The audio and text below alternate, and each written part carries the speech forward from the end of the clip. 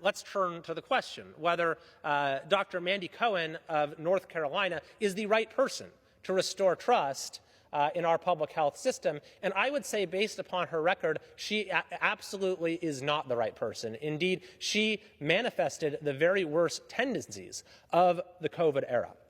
Let's start with the method she used for shutting down the economy in her own state. Now, I want to first give you her words when she described it. She said that our scientific team, in coordination with looking at recommendations for the Centers for Disease Control and others, and really understanding again what we have learned this year about how this virus spreads, we know that there are settings and activities that are lower risk. It doesn't mean that they are no risk, but lower risk. We know there are things that are medium risk, things that are higher risk, and so forth. So you would think this is a very considered process that she went through. However, feedback from others in her state suggested the opposite. Dale Folwell, who is the North Carolina State Treasurer, said, quote, "I tried for months during COVID to get the Council of State to convene with Dr. Cohen to explain the lack of transparency in the data used to shut down our economy and our schools.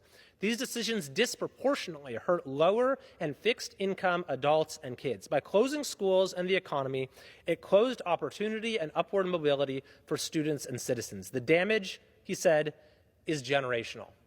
So that's how another statewide elected official in North Carolina described the level of transparency and the implications during the COVID era. But what's even more revealing is comments that Dr. Cohen recently made herself. In contrast to the more methodological approach that she claimed to have followed, she made these comments in a 2022 interview with the Duke Health Sector Management Health Sector Management. She said, when asked how she'd decide what to lock down, what could remain open, what wouldn't, she said, "So I'd probably call the person I called most was the Secretary of Health and Human Services in Massachusetts." Dr. Cohen went on, "When she was like, 'Are you going to let them have professional football?' And I was like, 'Nope.' And she's like, 'Okay, neither are we. Neither are we.'" At this point, Dr. Cohen laughs at this. She goes on, "So it was, conversations like that. So, or I'd be like, 'When are you going to think about lightening up on masks?' They're like, 'Next Monday.' And I'm like, 'Okay, next Monday.'" See, this is what we all suspected was happening in many of these states that seem to have no rhyme or reason to the way they went about these lockdown and reopening policies. And here you have President Biden's own presumptive nominee to be the CDC director saying, yes, that's exactly what she did. In a flippant and arbitrary manner, she decided what industries would be shut down and which would remain open, as well as what would be mandated and what wouldn't.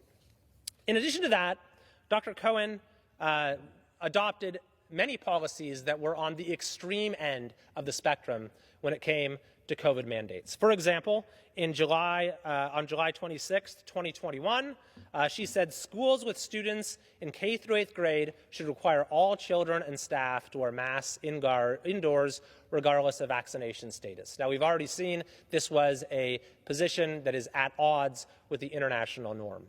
She also repeated claims that turned out to be false with regard to transmissibility. She said in a 2021 interview with the Carolina Business Review, quote, "What we heard from the CDC last week was even better than what we heard before, right?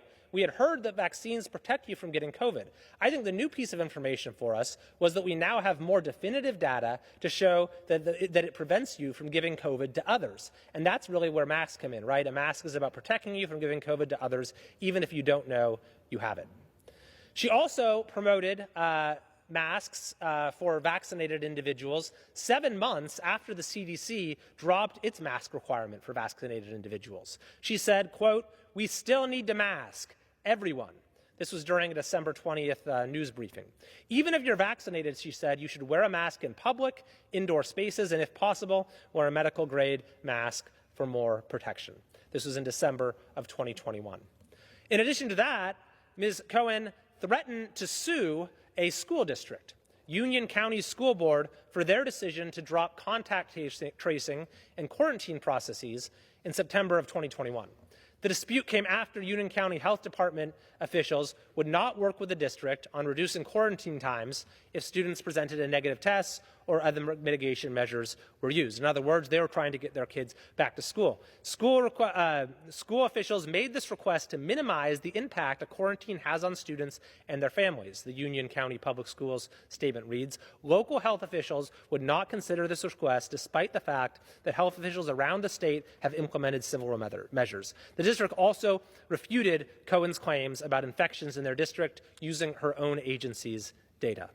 Dr. Cohen also strongly supported vaccine mandates for healthcare workers. In July of 2021, she said, quote, thank you to the North Carolina Healthcare Association and the health systems that are leading the way requiring vaccination for employees for taking action to protect the healthcare workforce, their parents, our communities, and the state. Vaccinations are our way out of this pandemic, she concluded.